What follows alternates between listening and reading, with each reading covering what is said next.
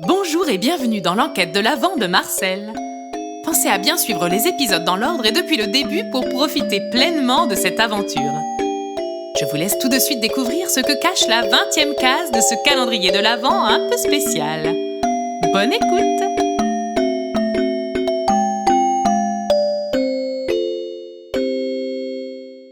Les enfants, installez-vous vite que nous puissions écouter la suite des échanges entre Marie-Gertrude et Léon et Auguste.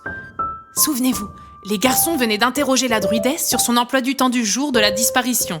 Et voilà où nous en étions. Pourriez-vous, s'il vous plaît, nous dire ce que vous faisiez le matin de l'affaire dans la chambre du Père Noël? Oh, je vois. Eh oui. Très bien, messieurs. Je vais tout vous expliquer. S'il vous plaît. Et tâchez de n'oublier aucun détail. Prenez votre temps, nous ne sommes pas pressés. Bon, comme vous le savez, le Père Noël distribue chaque année des jouets aux enfants du monde entier. Mais qui offre des cadeaux au Père Noël? Personne? Faux! Moi, sa sœur adorée. Seulement, cette année, je n'avais pas vraiment d'idée. Et comme je devais partir à Brocéliande, je devais trouver une solution de toute urgence. Je savais qu'à mon retour, il ne resterait plus qu'une poignée de jours pour tomber sur le cadeau idéal pour lui. Vous l'ignorez peut-être, mais mon frère est un passionné de lecture et notamment de bande dessinée. Il en a des tonnes et des tonnes. J'ai donc voulu consulter sa collection afin de savoir quel tome lui manquait afin de lui offrir le 25 décembre. Voilà, vous savez tout. Et donc, vous avez décidé, plutôt que d'en informer Gédéon et de passer tranquillement par la porte de la chambre, de faire cela en cachette et d'enfourcher votre balai pour passer par la fenêtre. Ah oui, carrément, on en est là. La sorcière de Noël, quoi. Le balai. Il ne me manque plus que le nez crochu et la grosse verrue sur la joue, en quelque sorte. Je vois que ma réputation m'a précédée et que vous n'avez pas résisté à l'envie de croire ces sordides rumeurs. Marie-Gertrude, veuillez excuser la maladresse de mon frère. Nous sommes nouveaux ici et nous avons recueilli tellement d'informations, il ne pensait pas à mal. Oh oui, veuillez m'excuser, c'était extrêmement déplacé. Veuillez accepter mes excuses. Excuses acceptées. Ne vous mettez donc pas la rate au courbouillon. Déjà parce que ça ne doit pas être très agréable. Et qu'en plus, ça ne doit même pas être très bon. Si vous voulez tout savoir, je n'en ai pas informé Gédéon pour la simple et bonne raison qu'il est totalement incapable de tenir sa langue et qu'il n'aurait pas su garder le secret. J'ai vu la fenêtre ouverte en quittant mes cours, il n'y avait personne aux alentours, c'était le moment idéal. Mais oui, tiens, comment savez-vous que je suis entrée par la fenêtre puisqu'il n'y avait personne dehors? J'en aurais mis ma main coupée. Eh bien si, Marie-Gertrude, quelqu'un vous a bien vu, mais vous imaginez que nous ne pouvons pas vous dire de qui il s'agit. Oui, bien évidemment. Je poursuis? Je vous en prie, pensez à nous décrire la pièce telle que vous vous en souvenez ce jour-là, s'il vous plaît. Très bien. J'ai donc pu l'éviter jusqu'à la fenêtre. Je me suis introduite dans la pièce pendant la sieste de mon frère. Il y avait un tas de papiers près de lui sur le lit et pas mal de choses étalées également sur son bureau. Oh, et un gros beignet avec un glaçage à la vanille. Je m'en souviens bien car je n'ai pas pu m'empêcher de sourire en le voyant.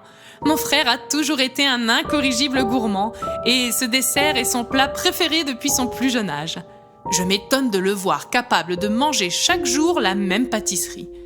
Enfin bref, il y avait donc ce gâteau au milieu du bureau, tout près de son bonnet et de ses gants. Pour le reste, je ne saurais vous dire, je n'ai rien remarqué de spécial. J'ai commencé à observer les livres dans la bibliothèque, et lorsqu'à un moment j'ai soulevé une des nombreuses bandes dessinées, j'ai cru soudain voir une drôle de petite bête poilue, peut-être un rat. Je n'en ai bien évidemment pas peur, mais là, la vitesse avec laquelle l'animal s'est déplacé m'a surprise. J'en ai lâché la bande dessinée tout en poussant un petit cri. Mon frère a fait un drôle de bruit à ce moment-là dans son sommeil et il s'est retourné. J'ai craint d'être sur le point de le réveiller, alors j'ai vite reposé le livre où il était et je suis repartie aussi vite que possible par la fenêtre de nouveau. Et vous n'avez rien pris? Non, messieurs, je n'ai rien pris. Et surtout pas la liste, si c'est ce que vous voulez savoir.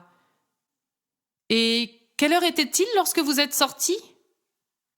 Oh, je n'ai pas regardé le cadran solaire précisément à ce moment-là, mais je dirais qu'il devait être entre 11h et 11h20 à peu près. D'accord. Merci Marie-Gertrude, merci pour toutes ces précisions.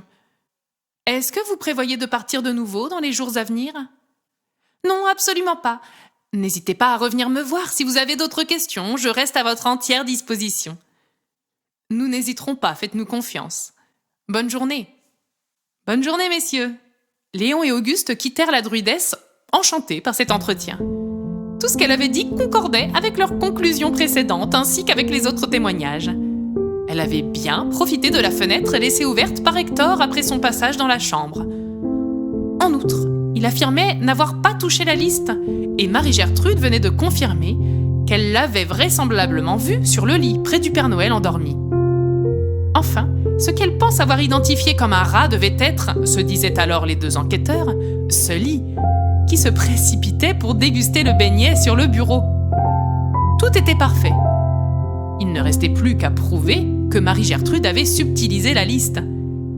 Comprendre pourquoi elle l'avait emportée et ce qu'elle avait bien pu en faire. Demain, dès les premières heures du jour, il prévoyait de se rendre auprès de Gédéon. Il voulait également éclaircir cette histoire de fenêtre qu'il affirme avoir vue fermée, tandis que Marie-Gertrude venait de confirmer qu'elle était ouverte. Que pouvait donc bien cacher le secrétaire? Avez-vous une petite idée, vous les enfants? N'hésitez pas à m'en faire part.